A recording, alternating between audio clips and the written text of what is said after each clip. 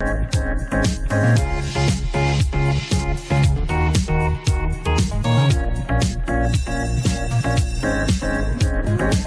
students.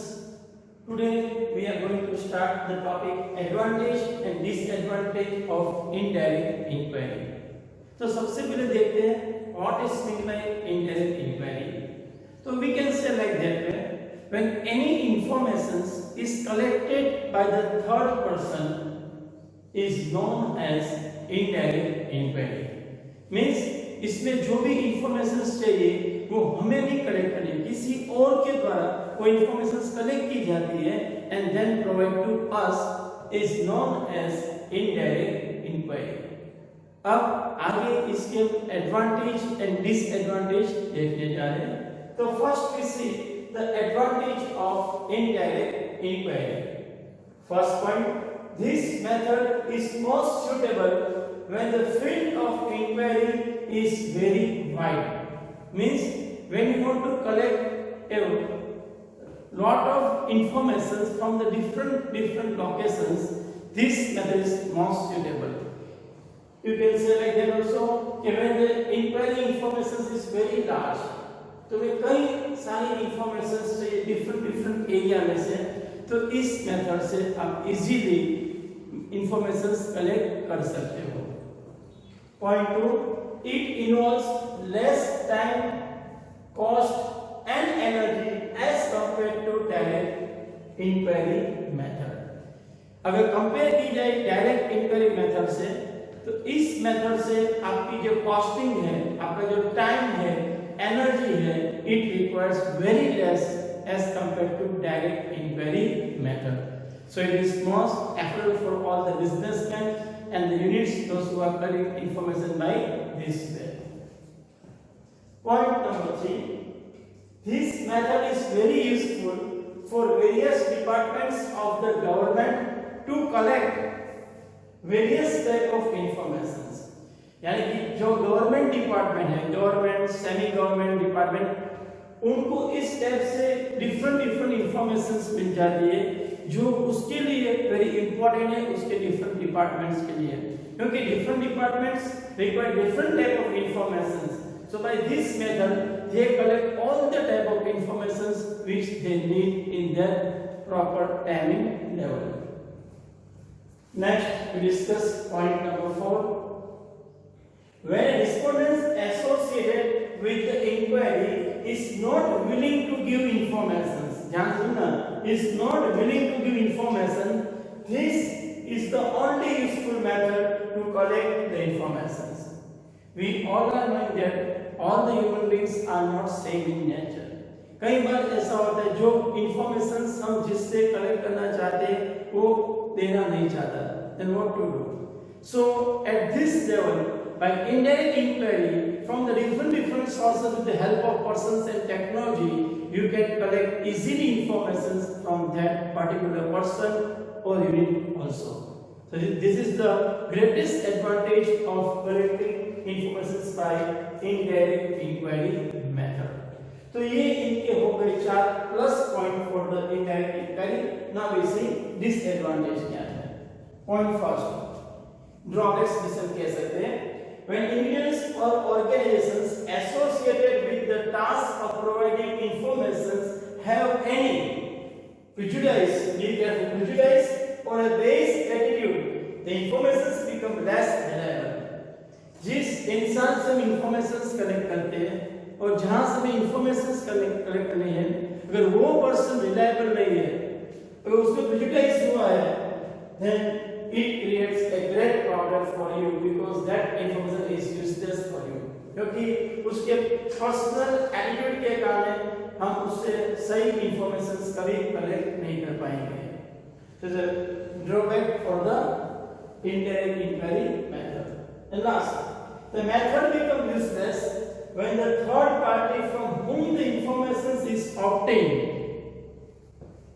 is dishonest, inefficient or unable to provide correct information. 3 चीजें ध्यान रखनी है: dishonest, inefficient and unable to provide the correct information.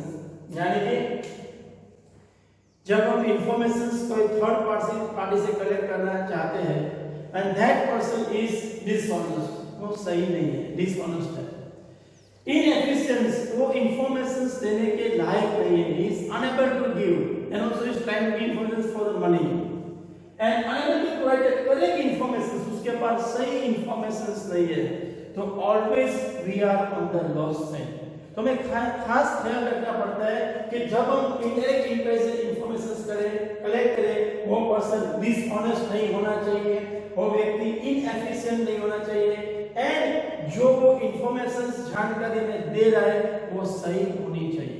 कई बार ऐसा होता है कि अगर हम प्रॉपर्ली टेक केयर न करें तो ऐसी इंफॉर्मेशन हाथ आ जाती है जो कंप्लीटली गलत होती है और उसके बेस पे जो बिजनेस देता है उसे ग्रेट लॉस फेस करना पड़ता है। So this is a great disadvantage point for the indirect inequality. Okay students, now we are going to discuss the topic is very important for you. The noun is character of ideal questionnaire. Ideal questionnaire means you ask the questions in a decent way, in a proper way, in a proper logical way, proper understanding way, easy way. You can say many points together. When all the points come together, that what's called ideal questionnaire. हमें किसी को इस प्रकार से question पूछने हैं कि उसे आंसर देने में कोई भी जात की परेशानी ना हो, कोई भी प्रॉब्लम क्रिएट ना हो, उसको गिल्टी ना लगे, ना कि उसके पर्सनल लाइफ के कोई क्वेश्चन पूछे या सेंसिटिव क्वेश्चन पूछे कि उसको परेशानी हो। When all these things come together, we can say it's called an ideal questionnaire. अब ideal questionnaire को समझने के लिए हमारे पास 8 points उसके दिए गए, different ways they explain the ideal questionnaire. By point wise.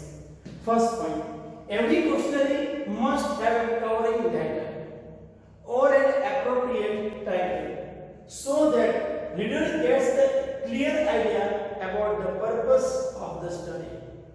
When you are going to collect any information by asking different questionnaire, you have to give first one covering data. उसका covering data होना चाहिए and appropriate title, किस topic पे आप बात करने वाले हो। पता है जब हम लोग पिक्चर देखने जाते हैं तो we say the name of the picture, हम आज ये मूवी देखने जा रहे हैं, we have to say the name, और when we buy the ticket we have to give the name of the movie, भाई ये मूवी देखना है इस टाइम का, then they charge the ticket from us. Same way when you ask any questions, you give an appropriate title, one give proper covering to that, so the reader get the clear idea what is asked by you, अथवा उसे क्या answer देना है, किस topic के बारे में उसको पहले क्लियर हो जाएगा। Point 2, number of questions should be minimum as possible. Minimum word समझना, ऐसा नहीं कि कम प्रश्न पूछना है। Minimum means you ask that much only questions which are very essential to collect your required informations.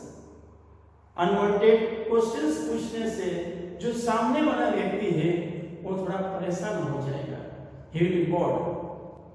हो सकता है वो सही जवाब ना भी दे, हो सकता है वो आंसर भी ना दे। So always try to ask the minimum questions which helps you to give full information which you want. ये हमें हर वक्त ख्याल रखना होता है। Point 3, the number of questions in the questionnaire should be consistent with the purpose of inquiry.